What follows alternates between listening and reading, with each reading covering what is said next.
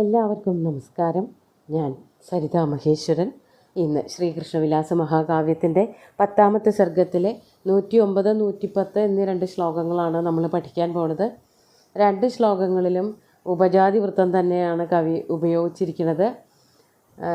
ഭഗവതിയെ തൊഴുതിട്ട്, കാത്യായനി ദേവിയെ തൊഴുതിട്ട് രുക്മിണി പുറത്തേക്ക് വരികയാണ്. സന്തോഷമായി, ഇടത്ത് കണ്ണ് തുടിച്ചു. അപ്പോൾ ഒരു നല്ല സംഭവമാണ് ഇനി വരാൻ പോണത് എന്ന് ആശ്വാസത്തോട് കൂടിയിട്ട്, ദേവി പ്രസാദിച്ചു എന്നുള്ള സന്തോഷത്തോട് കൂടിയിട്ട് ഭഗവതിയെ ഒന്നുകൂടി നമസ്കരിച്ചിട്ട് പുറത്തേക്ക് ഇറങ്ങുകയാണ്. അപ്പോൾ എന്താ ഉണ്ടാവണതെന്ന് നോക്കാം. നമുക്ക് ആദ്യം 109ാമത്തെ ശ്ലോകം നോക്കാം. ഇഹ സ്ഥിതോഹം പരിചാരകസ്തേ ക്വ ഗമ്യതേ ചന്ദ്രമുഖീതി ഗത്വാ പുരസ്ഥിതാൻ ദോഃ പരിഘദ്വയേന ക്ഷിപ്ത്വാ ഭടാൻ ശൗരിരപാഹരത്താം. ആദ്യം പദച്ഛേദം നോക്കാം. ഇഹ സ്ഥിത അഹം പരിചാരക തേ ക്വ ഗമ്യതേ ചന്ദ്രമുഖി ഇതി ഗത്വാ പുരസ്ഥിതാൻ ദോഃ പരിഘദ്വയേന ക്ഷിപ്ത്വാ ഭടാൻ ശൗരി അപാഹരത് താം.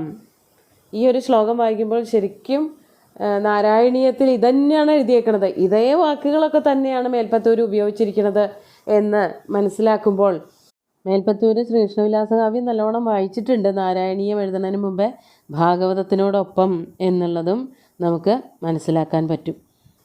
ആദ്യം ഈ ഒരു ശ്ലോകത്തിൻ്റെ അർത്ഥവും വ്യാഖ്യാനമൊക്കെ പറഞ്ഞിട്ട് മേൽപ്പത്തൂർ എങ്ങനെയാണ് ഇത് എഴുതിയിരിക്കുന്നത്, എങ്ങനെയാണ് മേൽപ്പത്തൂരിൻ്റെ ഒരു രചനാശൈലി ഇതിൽ നിന്നും വന്നത് എന്നുള്ളത് നോക്കാം. ഇവിടെ പറയാണ് ശൗരി ഗത്വ. അങ്ങനെ ഭഗവതിയെ വന്ദിച്ചിട്ട് രുക്മിണി ദേവാലയത്തിൽ നിന്ന്, ക്ഷേത്രത്തിൽ നിന്ന് പുറത്തേക്ക് അങ്ങോട്ട് ഇറങ്ങിയപ്പോൾ തന്നെ ഭഗവാൻ നേരെ അങ്ങോട്ട് കയറി ചെന്നു. അതാണ് ശൗരി ഗത്വ.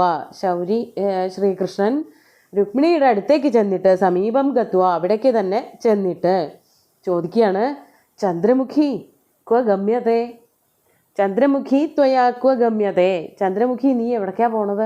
അതായത് അമ്പലത്തിൽ നിന്ന് പിന്നെ നേരെ ഗൃഹത്തിലേക്ക് പോവുക, അങ്ങനെയാണല്ലോ വച്ചിരുന്നത്. അപ്പോൾ ശ്രീകൃഷ്ണൻ ചോദിക്കുകയാണ്, തിരിച്ച് എവിടേക്കാണ് പോകാൻ ഉദ്ദേശിക്കുന്നത്? ക്വ ഗമ്യതേ ഇഹ സ്ഥിത തേ പരിചാരക.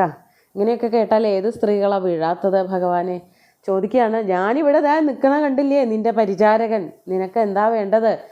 രുക്മിണി, നിനക്ക് എന്താണ് വേണ്ടതെങ്കിൽ അത് മുഴുവനും ചെയ്തു തരാൻ തയ്യാറായിട്ട് മനസ്സുകൊണ്ടും ശരീരം കൊണ്ടും സന്നദ്ധനായി നിൽക്കുന്നൊരു പരിചാരകൻ. പരിചാരകൻ എന്നൊക്കെ പറഞ്ഞാൽ നമ്മുടെ പണികൾ നമ്മളെ സഹായിക്കാൻ വേണ്ടി നമ്മൾ ധനം കൊടുത്ത് നിർത്തുന്ന ചില ആൾക്കാരാണ്. അത്രയ്ക്ക് തയ്യാറായിട്ട്, അത്രയ്ക്ക് സഹകരിക്കാൻ തയ്യാറായിട്ട് നിൽക്കുന്നൊരു ഭർത്താവായിട്ടാണ് സ്വയം ശ്രീകൃഷ്ണൻ അവിടെ രുക്മിണിയോട് പറയണത്. രുക്മിണി വളരെ ആലോചിച്ച്, വളരെ പേടിച്ചിട്ട് ഒക്കെയാണ് ഒരു ദൂതനെ വിട്ടത്. അങ്ങനെ ആ ദൂതനും ശ്രീകൃഷ്ണനും ഒക്കെ കൂടിയിട്ട് വലിയ താമസമില്ലാതെ കുണ്ടിനപുരത്തിലേക്ക് എത്തുകയും കല്യാണത്തിൻ്റെ സമയത്ത്, ആ കല്യാണത്തിൻ്റെ സ്വയംവരത്തിൻ്റെ സമയം കൂടെ എത്തുന്നതിന് മുമ്പേ ശ്രീകൃഷ്ണൻ വന്നിട്ട് രുക്മിണിയോട് പറയാണ്, ഞാൻ നിന്നെ സേവിക്കാൻ തയ്യാറായിട്ടുള്ളൊരു സേവകൻ, ഒരു പരിചാരകനായിട്ട് ഞാനിവിടെ നിൽക്കുമ്പോൾ എന്താ ചെയ്തു തരേണ്ടതെന്ന് വെച്ചാൽ അതൊക്കെ ഞാനല്ലേ ചെയ്തു തരിക, അതിനെന്തിനാ വേറെ ആൾക്കാർ? അതുകൊണ്ട് മറ്റുള്ളവരെയൊക്കെ അവിടെ നിന്ന് മാറ്റുകയാണ്. അതിനുള്ള തുടക്കമാണ് ആ പറയണത്. തേ പരിചാരക അഹം ഇതി, നിന്റെ പരിചാരകൻ ഇന്നു മുതൽ, ഇനി മുതൽ ഞാനാണ് എന്നും പറഞ്ഞുകൊണ്ട് പുരസ്ഥിതാൻ ഭടാൻ, ദേവിയുടെ മുമ്പിൽ കുറേ ഭടന്മാർ സംരക്ഷണം നൽകിക്കൊണ്ട് പോയിണ്ടായിരുന്നല്ലോ. അമ്പലത്തിലേക്ക് പോകുമ്പോഴും അവിടുന്ന് തിരിച്ചു വരുമ്പോഴും അമ്പലത്തിൽ തൊഴുമ്പോഴൊക്കെ ഇവരുടെ ഒരു സംരക്ഷണ വലയത്തിലായിരുന്നു രുക്മിണി. രുക്മിണിക്ക് നല്ല പേടിയുണ്ടായിരുന്നു. സംഭവിക്കാൻ സാധ്യതയുള്ള കുറേ കാര്യങ്ങളെ പറ്റിയിട്ട് ഓർമ്മ വെച്ചുകൊണ്ടാണ് രുക്മി അതൊക്കെ ചെയ്തത്. ഭടന്മാരെയും അതുപോലെ തോഴിമാരെയൊക്കെ കൂടെ വിട്ടത് അതിന് വേണ്ടിയിട്ടാണ്. എന്നിട്ട് എന്താ പ്രയോജനം ഉണ്ടായത്? ഭഗവാൻ എന്ത് ചെയ്യണമെന്ന് വിചാരിച്ചോ അത് നടത്തിയിരിക്കും. അങ്ങനെ ആ മുമ്പിൽ നടക്കുന്നവരായിട്ടുള്ള ഭടന്മാരെ ഇതും പറഞ്ഞുകൊണ്ട് അടുത്തേക്ക് ചെന്നിട്ട് പുരസ്ഥിതാൻ, രുക്മിണിയുടെ മുമ്പിൽ നിൽക്കുന്നവരായിട്ടുള്ള ഭടന്മാരെ ദോഃ പരിഘദ്വയേന, ദോഹ് എന്ന് പറഞ്ഞാൽ കയ്യ് എന്നാണ് അർത്ഥം. ദോഷൗ എന്ന് പറഞ്ഞാൽ കൈകൾ എന്നർത്ഥമുണ്ട്. ദോഷൗ ദോഷ എന്നാണ് അതിൻ്റെ രൂപം വരണത്. കയ്യ് എന്നുള്ളതിൻ്റെ മറ്റൊരു പര്യായ പദമാണ്. അപ്പം ദോഫ് പരിഘദ്വയേന എന്ന് പറഞ്ഞാൽ പരിഘ എന്നൊക്കെ പറഞ്ഞാൽ ഇരുമ്പൊലയ്ക്ക അല്ലെങ്കിൽ നല്ല കനമുള്ള തൂണ് പോലെയുള്ള സാധനങ്ങളാണ്. അപ്പോൾ തൻ്റെ കൈകളാകുന്ന ഇരുമ്പുലയ്ക്കകൾ കൊണ്ട്, 2 കൈകൾ കൊണ്ട്, അതാണ് ദോഫ് പരിഘദ്വയേന. കൈകളല്ല, ഇരുമ്പുലയ്ക്കകളാണ്. അത്രയ്ക്ക് ശക്തമായിരുന്നു. അതിൻ്റെ അതൊന്ന് തട്ടിയാൽ തന്നെ ആൾക്കാർ വീഴും. അത്രയ്ക്ക് ശക്തമായിട്ടുള്ള കൈകൾ കൊണ്ട് ആ ഭടന്മാരെ ക്ഷിപ്ത്വ തട്ടിത്തെറിപ്പിച്ചിട്ട്, മുമ്പിലുണ്ടായിരുന്നവരെയൊക്കെ ഒറ്റ തട്ടിന് മുമ്പിൽ നിന്ന് അങ്ങോട്ട് മാറ്റി. എന്നിട്ട് താം അപാഹരത്, അവളെ അങ്ങോട്ട് അതിവേഗം അപഹരിച്ചു കൊണ്ടുപോയി. അതായത് ഇവിടെ സുകുമാരകവി ഇങ്ങനെ വർണ്ണിച്ചതിൽ തെറ്റൊന്നും പറയാനില്ല. അപഹരണം എന്നൊക്കെ പറയുമ്പോൾ അതിനുള്ള തയ്യാറെടുപ്പാണ് കുറേ അധികം നേരം വേണ്ടു. അപഹരിക്കുകയൊക്കെ വേഗം കഴിയണം, കക്കല് മോഷണമൊക്കെ വേഗം കഴിയണം, അല്ലെങ്കിൽ വേറെ ആരെങ്കിലും അതിൽ ഇടപെടില്ലേ. അതുപോലെ ഭടന്മാർ, നല്ല കയ്യൂക്കുള്ള ഭടന്മാർ കൂടെ ഉണ്ട്. അവരൊക്കെ വിചാരിക്കണതിന് മുമ്പേ, അവർക്ക് പ്രവർത്തിക്കണമെന്നൊക്കെ തോന്നണതിന് മുമ്പേ പെൺകുട്ടിയും കൊണ്ടുപോകണമല്ലോ. അതിനെയാണല്ലോ അപഹരണം എന്ന് പറയണത്. മറ്റുള്ളവരുടെ മുമ്പിൽ അവരറിയാതെ തന്നെ എടുത്തുകൊണ്ട് പോവുക. അപ്പോൾ സുകുമാരകവി ഒരൊറ്റ ശ്ലോകം കൊണ്ട് വളരെ വേഗത്തിൽ അപഹരണം വർണ്ണിച്ചു. ഇത്രയും നേരമുള്ള അമാന്തങ്ങളൊക്കെ പോയി അപഹരിക്കൽ വളരെ വേഗത്തിലായി. അതാണ് അവരൊക്കെ നോക്കി നിൽക്കെ തന്നെ അവരെ ഒരൊറ്റ തട്ടിന് തെറിപ്പിച്ചുകൊണ്ട് ഭഗവാൻ രുക്മിണിയെയും കൊണ്ട് രഥത്തിൽ കയറുകയാണ്. അതാണ് പറയണത് താം അപാഹരത്. എല്ലാവരും നോക്കി നിൽക്കുക തന്നെയാണ്. അവർക്കൊന്നും എന്താന്ന് പോലും മനസ്സിലായിട്ടില്ല പലർക്കും. ആ സമയം കൊണ്ട് ശ്രീകൃഷ്ണൻ എല്ലാ കാര്യവും വേഗത്തിൽ കഴിച്ചു. എന്നിട്ട് എന്താ ഉണ്ടായതെന്ന് പറയാണ്. 110 ശ്ലോകം നോക്കൂ. നിജാംഗസംസ്പർശ നിമീലിതാക്ഷ്യ തയാ സഹാരുഹ്യരഥം സകൃഷ്ണ പ്രാതിഷ്ഠതക്ഷോഭവശാദ്വിശീർണം തത്കേശപാശം പ്രതിസന്ദധാന. നമുക്ക് ആദ്യം പദച്ഛേദം പറയാം. നിജ അംഗസംസ്പർശ നിമീലിതാക്ഷ്യ തയാ സഹ ആരുഹ്യ രഥം സ കൃഷ്ണ പ്രാതിഷ്ഠത ക്ഷോഭവശാത് വിശീർണം തത് കേശപാശം പ്രതിസന്ദധാന. ആ വേഗത്തിൽ വന്നതുകൊണ്ടുണ്ടായ ചില ചിത്രങ്ങളാണ്, ചില രംഗങ്ങളാണ് കവി ഇവിടെ വർണ്ണിച്ച് കാണിക്കുന്നത്.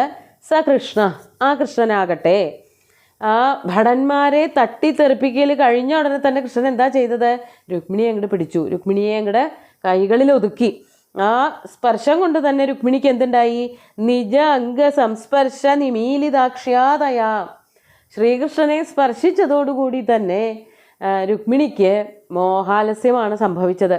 പ്രതീക്ഷിക്കണില്ല, താൻ ഇത്രയൊക്കെ മോഹിക്കുന്നുണ്ട്, അല്ലെങ്കിൽ തന്നെ അപഹരിച്ചു കൊണ്ടുപോവാൻ വരും എന്നുള്ള ആഗ്രഹമുണ്ട്, പക്ഷെ തൊട്ടു മുമ്പിൽ ഇങ്ങനെ വരും എന്ന് പ്രതീക്ഷിച്ചിട്ടില്ല.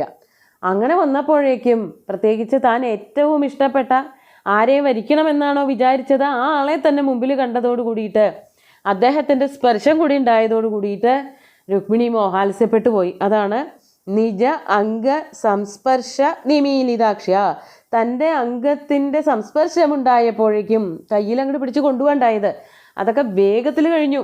ആ സ്പർശനം കൊണ്ട് തന്നെ കണ്ണുകൾ അടഞ്ഞുപോയ, കൂമ്പിപ്പോയവളായ, മോഹാലസ്യപ്പെട്ടു പോയവളായ, കണ്ണടഞ്ഞു പോയി. പിന്നെ എന്താ ചെയ്യേണ്ടതെന്നുള്ളതൊന്നും രുക്മിണിക്ക് കുറച്ചു നേരത്തേക്ക് ഓർമ്മ വന്നില്ല. അതാണ് നിജ അംഗ സംസ്പർശ നിമീലിതാക്ഷ്യ തയാസഹ. അവളെയും കൊണ്ട് രഥം ആരുഹ്യ, രഥത്തിലേക്ക് അങ്ങോട്ട് ചാടിക്കയറി. എന്നിട്ടോ ക്ഷോഭവശാത് വിശീർണം തത്കേശപാശം പ്രതിസന്ദധാന പ്രാതിഷ്ഠത. ക്ഷോഭവശാത്, ക്ഷോഭം എന്നുള്ളത് കൊണ്ട് ദേഷ്യം എന്നല്ല, വേഗത കൂടിപ്പോയത് കൊണ്ട് രുക്മിണിയെയും കൊണ്ട് വളരെ വേഗത്തിലാണ് ആ ഭടന്മാരുടെയും സഖിമാരുടെയും ഇടയിൽ നിന്ന് രഥത്തിലേക്ക് ഓടിക്കയറിപ്പോയത്. അപ്പോഴേക്കും രുക്മിണിയുടെ തലമുടിയൊക്കെ വല്ലാതെ അഴിഞ്ഞു ഉലഞ്ഞു പോയിരുന്നു.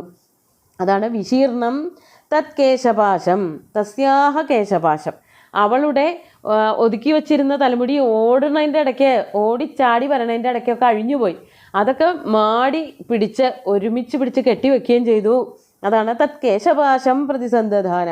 അതിനെ ഒതുക്കിക്കൊണ്ട് രഥത്തിലേക്ക് അങ്ങോട്ട് ചാടിക്കയറി. പ്രാതിഷ്ഠത, ചാടിക്കയറി ദ്വാരകയിലേക്ക് പുറപ്പെട്ടു. പ്രതസ്ഥേ എന്നർത്ഥം. അതായത് ഇതൊക്കെ വേഗം വേഗം കഴിയാണ് ഉണ്ടായത്. അപ്പോൾ യാതൊന്നും പ്രതീക്ഷിക്കാതെ ഇരുന്ന രുക്മിണി പെട്ടെന്ന് ശ്രീകൃഷ്ണൻ്റെ സ്പർശം വന്നപ്പോഴേക്കും മോഹാലസ്യപ്പെട്ടു. ശ്രീകൃഷ്ണനെ അപ്പോൾ പെട്ടെന്ന് എന്താ ചെയ്യേണ്ടത് എന്നുള്ള ആ പ്രത്യുത്പന്ന മതിത്വം നല്ലോണമുണ്ട്. അങ്ങനെ ശ്രീകൃഷ്ണൻ രുക്മിണിയെയും കൊണ്ട് ഓടി രഥത്തിലേക്ക് അങ്ങോട്ട് കയറി തയ്യാറാക്കി നിർത്തിയിരിക്കുകയാണ്. ദാരുകൻ ഓടിക്കാൻ തയ്യാറായിട്ട് കുതിരകളുടെ കടിഞ്ഞാണൊക്കെ വലിച്ച് ചമ്മട്ടി കൊണ്ട് 2 അടി കൊടുത്തു രഥം ഇങ്ങനെ ഓടാൻ തയ്യാറായി നിൽക്കുകയാണ്. ഒരു സിഗ്നൽ കിട്ടുക വേണ്ടു ശ്രീകൃഷ്ണൻ്റെ. അതിനു വേണ്ടിയിട്ട് കാത്തു നിൽക്കുകയായിരുന്നു രഥവും സാരഥിയും ഒക്കെ. ആ സമയത്താണ് ശ്രീകൃഷ്ണൻ രുക്മിണിയെയും വിളിച്ചുകൊണ്ട് ഓടി രഥത്തിൽ കയറി തലമുടിയൊക്കെ പഴയ പോലെ തന്നെ ഒതുക്കി കെട്ടി വെച്ചുകൊണ്ട് രഥത്തിൽ കയറിയത്. അങ്ങനെ അതോടുകൂടിയിട്ട് രഥം വളരെ വേഗത്തിൽ ദ്വാരകയിലേക്ക് പുറപ്പെടുകയും ചെയ്തു എന്നാണ് കവി ഇവിടെ വർണ്ണിച്ചിരിക്കുന്നത്. നമുക്ക് ശ്ലോകങ്ങൾ ഒന്നുകൂടി ചൊല്ലി നോക്കാം. ഇഹ സ്ഥിതോഹം പരിചാരകസ്തേ ക്വ ഗമ്യതേ ചന്ദ്രമുഖീതി ഗത്വാ പുരസ്ഥിതാൻ ദോഃ പരിഘദ്വയേന ക്ഷിപ്ത്വാ ഭടാൻ ശൗരിരപാഹരത്താം നിജാംഗസംസ്പർശ നിമീലിതാക്ഷ്യാതയാ സഹാരുഹ്യ രഥം സകൃഷ്ണ പ്രാതിഷ്ഠതക്ഷോഭവശാദ്വിശീർണം തത്കേശപാശം പ്രതിസന്ധധാന. അപ്പോൾ ആദ്യം പറഞ്ഞു മേൽപ്പത്തൂരിനെ ഈ ശ്ലോകം വല്ലാതെ സ്വാധീനിച്ചിട്ടുണ്ടെന്ന്. മേൽപ്പത്തൂർ എഴുതിയത് ഇങ്ങനെ തന്നെയാണ്, ഈ വാക്കുകളൊക്കെ ഇതുപോലെ തന്നെ വന്നിട്ടുണ്ട്, വർണ്ണിച്ചിട്ടുമുണ്ട്. ഇവിടെ 79ാമത്തെ ദശകത്തിൽ 7ാമത്തെ ശ്ലോകമാണ് ഈ പറയണത്. ക്വനുഗമിഷ്യസി ചന്ദ്രമുഖീദിതാം സരസമേത്യകരേണ ഹരൻ ക്ഷണാത് സമധിരോപ്യരഥം ത്വമപാഹൃത ഭുവി തതോ വിതതോ നിനദോ ദ്വിഷാം. നമ്മൾ ഇന്ന് ചൊല്ലിയ 2 ശ്ലോകങ്ങളും ഒരുമിച്ചാക്കിയിട്ടാണ് മേൽപ്പത്തൂര് വർണ്ണിച്ചിരിക്കുന്നത്. മേൽപ്പത്തൂരിനല്ലെങ്കിലും വളരെ ചുരുക്കി കാര്യങ്ങൾ പറയാനറിയാം. സുകുമാരകവിയൊന്നും അതിൻ്റെ അടുത്ത് നിൽക്കില്ല. സുകുമാരകവിക്ക് പരത്തി പറയാനാണ് പൊതുവെ ഇഷ്ടം. അപ്പോൾ ഈ വിഷയം നമ്മൾ ഇന്ന് ചൊല്ലിയ 2 ശ്ലോകങ്ങളിലെ വിഷയവും ഒരുമിച്ചൊരൊറ്റ ശ്ലോകം കൊണ്ട് മേൽപ്പത്തൂർ പറഞ്ഞു. ഇവിടെ ഗമ്യതേ എന്നുള്ളതാണ് സുകുമാരകവി പറഞ്ഞതെന്നുണ്ടെങ്കിൽ ഇവിടെ ഗമിഷ്യസി എന്ന് ചോദിക്കുകയാണ്. എവിടേക്കാണ് പോണത്? ക്വാ എന്നുള്ളത് അങ്ങനെ തന്നെയുണ്ട്. ചന്ദ്രമുഖി എന്നുള്ള ആ സംബോധന ഉണ്ടല്ലോ, അത് മേൽപ്പത്തൂരിന് കിട്ടിയത് സുകുമാരകവിയുടെ കയ്യിൽ നിന്ന് തന്നെയാണ്, യാതൊരു സംശയവുമില്ല. അങ്ങനെ ചോദിച്ചുകൊണ്ട് വളരെ സന്തോഷത്തോടു കൂടിയിട്ട് രുക്മിണിയെയും കയറ്റി രഥം ദ്വാരകയിലേക്ക് വിട്ടു എന്നാണ് പറയണത്. ഇനി ഭുവി തതോ വിതതോ നിനദോ ദ്വിഷാം, ശത്രുക്കളുടെ ശബ്ദം ഉയർന്നു പൊങ്ങി എന്ന് പറയുന്നത് അടുത്ത ശ്ലോകത്തിലാണ് നമ്മൾ കാണാൻ പോണത്. അവിടെ ശത്രുക്കളുടെ എന്നല്ല പറയണത്, അവിടെ കൂടിയിരുന്ന ആൾക്കാരൊക്കെ ഉറക്ക ബഹളം വയ്ക്കാൻ തുടങ്ങി എന്നുള്ള രീതിയിൽ. നമുക്ക് ആ 2 ശ്ലോകങ്ങളും അടുത്ത ദിവസം നോക്കാം. സുന്ദരമായിട്ടുള്ള 2 ശ്ലോകങ്ങളും ഭഗവാന്റെ കാൽക്കൽ അർപ്പിച്ചുകൊണ്ട് ഗുരുവായൂരപ്പനെ സാഷ്ടാംഗം നമസ്കരിച്ചുകൊണ്ട് എല്ലാവർക്കും ശുഭദിനം നേർന്നു നിർത്തട്ടെ. നന്ദി.